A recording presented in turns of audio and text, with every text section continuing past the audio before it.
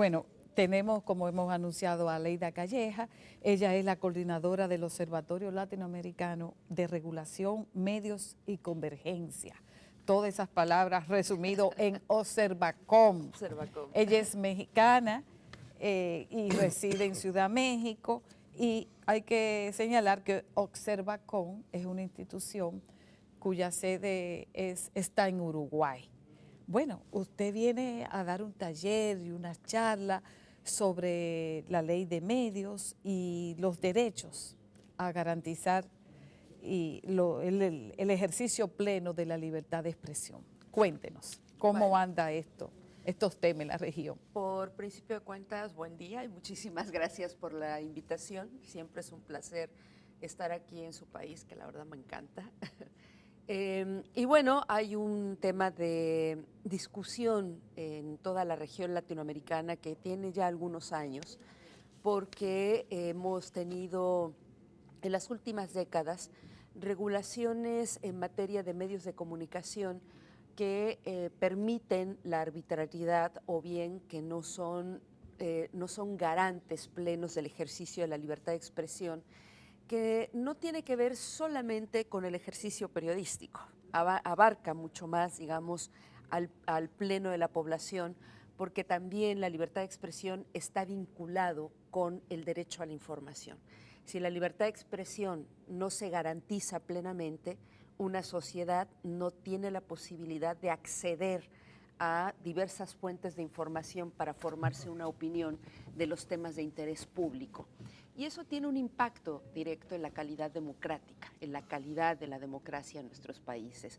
Y por eso es que se han venido cada vez más empujando legislaciones en materia de radio, televisión, internet y otras plataformas para que sean acordes con los estándares del Sistema Interamericano de Derechos Humanos, de tal manera que no exista censura previa, que exista la posibilidad de tener sistemas de medios plurales y diversos, donde también estén representados pues sectores tradicionalmente excluidos de los medios, ¿no? Pero tradicionalmente en América Latina, las legislaciones han garantizado el derecho a la libre expresión del pensamiento y también el acceso a la información. Ahora, ¿el tema es legal solo? Es legal y de política pública, son dos cosas. Es decir, se ha garantizado la libertad de expresión, pero no precisamente de todos los sectores. Por poner un ejemplo, en muchos lugares, en muchos países, por ejemplo, no están reconocidos los medios comunitarios o los medios indígenas y no se facilitan las condiciones para el acceso a las frecuencias de esos sectores que tradicionalmente están excluidos del proceso comunicacional. Estamos hablando del acceso a las frecuencias, ¿no? Del acceso equitativo, democrático. En algunos lugares incluso les ponen trabas o técnicas o económicas o simplemente las figuras no existen.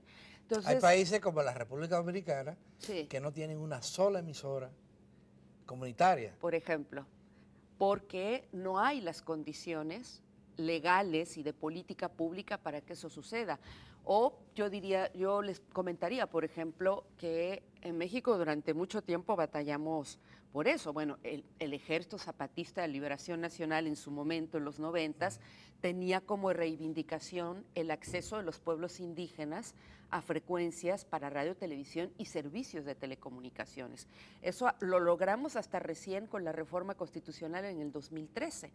Y ahora, por ejemplo, vamos a tener en este año la primera radio comunitaria feminista.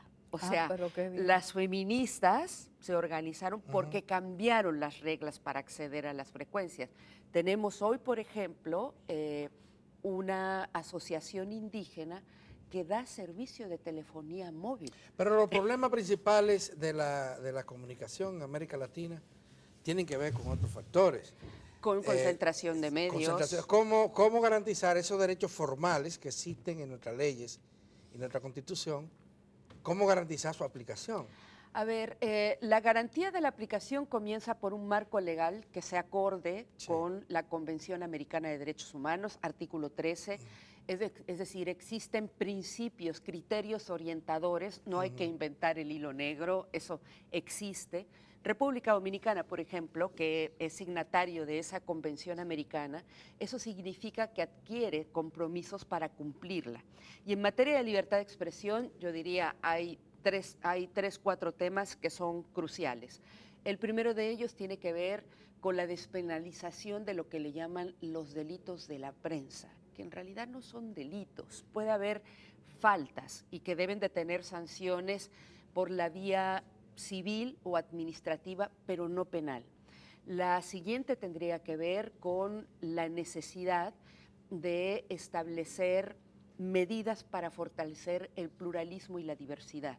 Tener muchos medios no es lo mismo que tener pluralismo y diversidad. No es lo mismo. No es lo mismo. Y lo sabemos muy bien en República Dominicana. Puede haber mucho, pero de lo mismo, Exacto, ¿no? Exactamente. La otra es los límites a la concentración. La propia Convención Americana, incluso Naciones Unidas lo han planteado así. La concentración, los oligopolios o monopolios en los medios de comunicación atentan, conspiran contra la democracia, esa es la palabra exacta.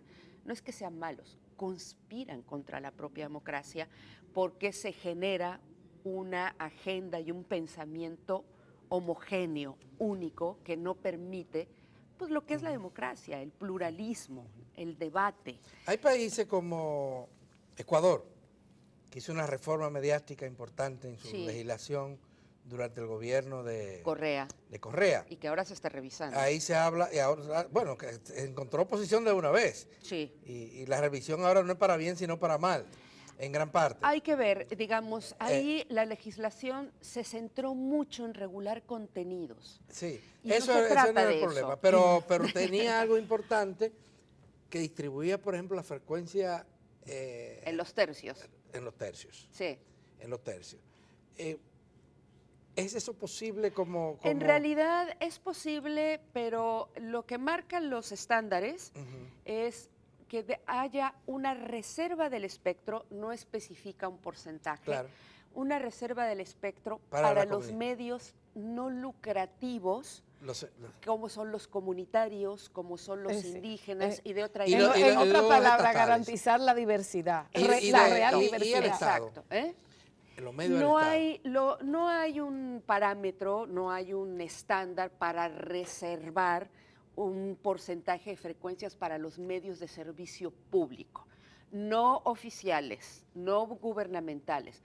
Lo que se plantea es que para esa diversidad de medios tendría que haber medios comerciales con una plena competencia. Pero el otro tema es que en muchos países desarrollados, España, un ejemplo, Inglaterra, Alemania, el propio Estados Unidos, los estados tienen sistemas públicos muy fuertes. Lo que no está acá pasa en América Latina, en muchos países por lo menos aquí no lo tenemos. No. Aquí se ha dado al revés.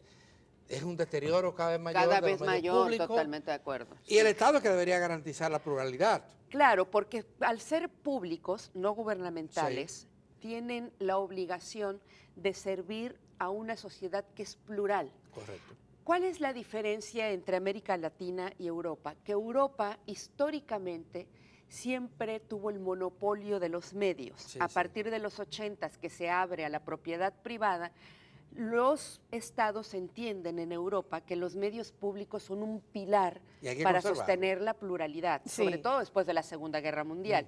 En el caso de América Latina, seguimos el modelo de Estados Unidos, que fue propiedad privada total, ¿no?